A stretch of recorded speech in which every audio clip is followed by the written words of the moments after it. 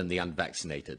So both here at home, if we do have to adjust some of the freedoms because of the rising pressure from new variants, then it's important at least to ensure that those people who are vaccinated have the maximum freedom they can. And I think that could also be done for travel. If you're double vaccinated, it should be much easier to come in and out of the country. And indeed, around the world, I think you will find that countries start to distinguish between the vaccinated and the unvaccinated.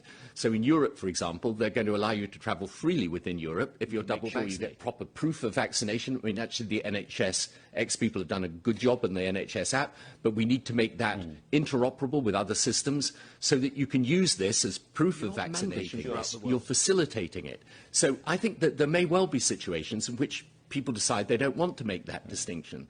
But I think you're going to find in many settings, people do want to know if they're going into that setting that the people around them, if they're mixing in close quarters, this whole have been vaccinated. Reminds me of something going back for some years. This is ID cards by the back door, isn't it?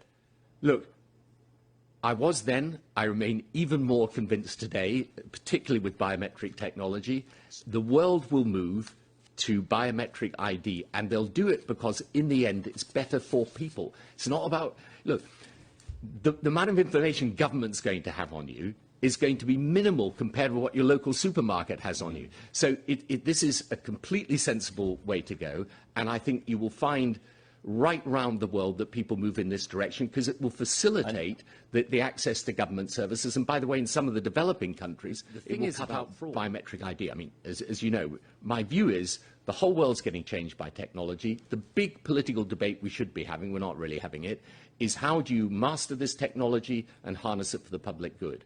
But in every single field of our work, our leisure, the way we interact with each other, technology is going to change everything. So, you know, biometric ID is just one part of a much, much bigger picture. Face this situation in the future, we're going to have to create a global infrastructure to deal with future pandemics, because I think what has happened to us is probably part of a change that is going to be just normal life for the foreseeable future.